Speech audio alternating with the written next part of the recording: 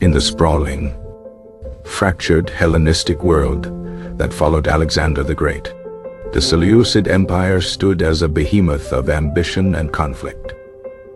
Its ruler, Antiochus II, inherited a kingdom stretching from the Aegean Sea to the borders of India, a legacy both magnificent and burdensome.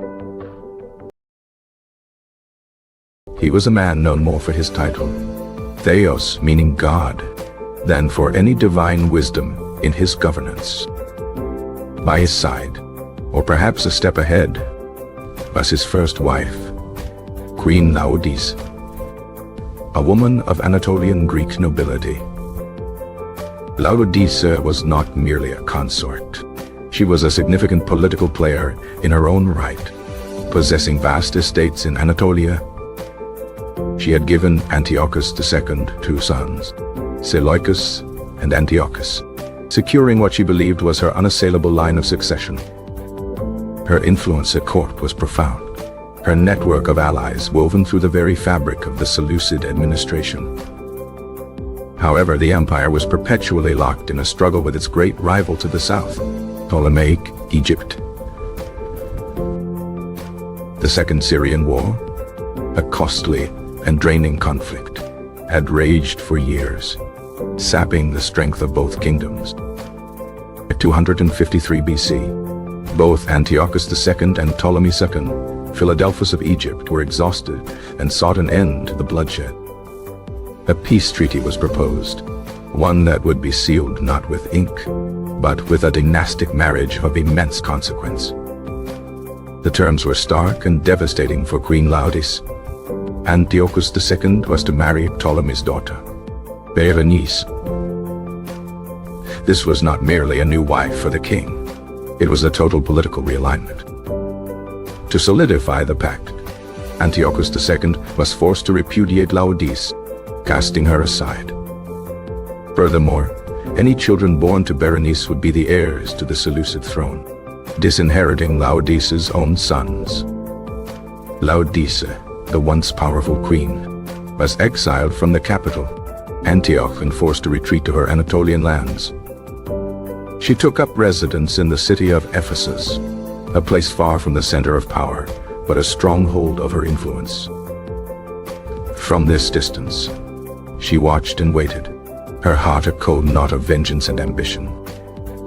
Meanwhile, the young Egyptian princess, Berenice, arrived in the Seleucid realm with a massive dowry, earning her the nickname Phanerophoresu, or the dowry bringer.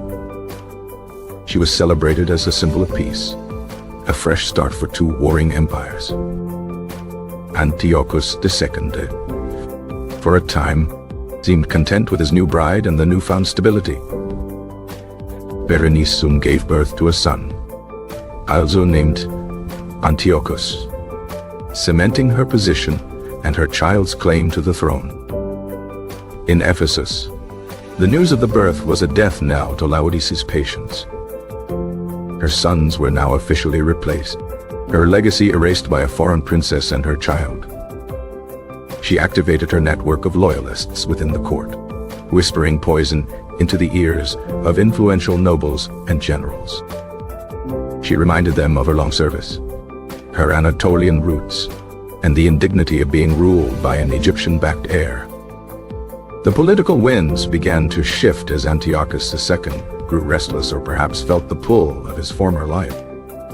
He decided to leave Berenice and their son in Antioch and travel to Anatolia. He made his way to Ephesus, back to the domain of the woman he had publicly shamed. Laodice welcomed him, her true feelings masked by a facade of reconciliation. The reunion was short-lived and shrouded in mystery. In July of 246 BC, King Antiochus II died suddenly. The official cause was never definitively established, but the whispers were immediate and unanimous.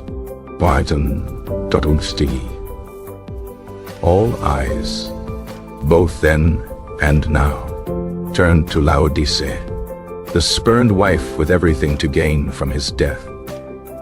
She had the motive, the means, and the ruthless ambition to carry out such an act.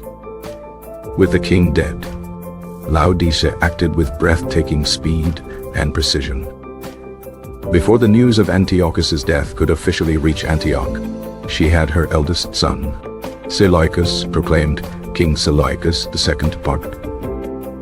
This was a direct challenge to the legitimate heir, Berenice's young son, who was in the capital.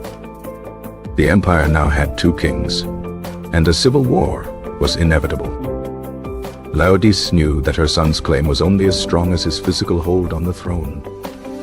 The key was to eliminate Berenice and her child before they could rally support. In Antioch, Queen Berenice heard of her husband's death and the proclamation of Seleucus II. Realizing her immense danger, she took her son and a small contingent of guards and fortified themselves in a section of the palace at Daphne. She sent urgent messages to her brother, Ptolemy III, in Egypt, begging him to come to her aid. It was a race against time, a contest between Laodice's approaching forces and Ptolemy's rescue. Laodice's agents, however, were already inside the city. They used trickery and deceit to try and lure Berenice out of her stronghold. The people of Antioch, swayed by sympathy for the young queen, rose up in her defense. But the political machinations of Laodice were too sophisticated and ruthless. Her assassins, led by figures loyal only to her, managed to infiltrate the fortified compound. The tragic end came swiftly and brutally. Berenice and her young son, the boy who would have been king, were murdered. Laodice's primary rivals for the throne had been physically eliminated. Her son, Seleucus II, could now march into Antioch and claim the capital. However, the story was far from over. Ptolemy III, enraged by the murder of his sister and nephew, had already launched a massive invasion. This marked the beginning of the Third Syrian War, known to history as the War of the Laodiceans. Ptolemy's forces swept through the Seleucid territories with stunning speed. He captured Antioch and even marched as far as Babylonia, seeking vengeance. Seleucus II and his mother Laodice were forced to retreat back to the highlands of Anatolia. Laodice's victory had been transformed into a catastrophic war that threatened to dismantle the entire empire. While Ptolemy was eventually forced to return to Egypt to deal with an internal revolt, the damage was done. Seleucus II managed to regain control of his kingdom's core territories, but his authority was severely weakened. Laodice, however, remained a dominant force, the power behind her son's throne. Her ambition was not yet sated, and she soon turned her manipulative skills against her own family. She encouraged her younger son, Antiochus Hierax, to demand co-regency of the Anatolian territories. When Seleucus II refused, Laodice supported Hierax in open rebellion against his own brother. This sparked the War of the Brothers, a devastating civil war that tore the empire apart from within. Laodice had plunged her family and her kingdom into yet another bloody conflict to maintain her own power. She had poisoned a king, ordered the murder of a queen and a child, and now pitted her own sons against one another. Her story is a chilling testament to the brutal nature of Hellenistic dynastic politics. Power was a zero-sum game, and Laodice was a master player who refused to lose. The Seleucid court was a viper's nest, where trust was a fatal weakness. Laodice navigated these treacherous currents with an instinct for survival and a thirst for control. Her marriage to Antiochus II was initially a standard political alliance, designed to consolidate power within Anatolia. She proved to be more than just a wife. She was a partner in rule, shrewd and politically astute. The birth of her first son, Seleucus, was a moment of triumph, a guarantee of her future. Her second son, Antiochus Hierax, further solidified her dynasty's hold on the empire. But the endless war with Egypt cast a long, dark shadow over their reign. Peace treaties' demand for her repudiation was an unprecedented public humiliation. She was stripped of her title and her proximity to power in one swift political stroke. Her journey to Ephesus was not a retreat, but a strategic relocation to her personal power base.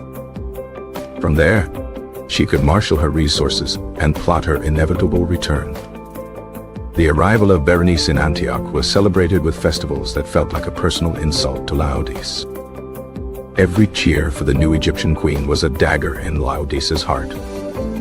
She spent her years in exile, cultivating alliances and waiting for Antiochus to make a mistake. The king's decision to leave his new family and visit her was the opportunity she had been waiting for. Whether she persuaded him to come or he came of his own accord, the outcome was the same. His death in her home was too convenient to be a coincidence.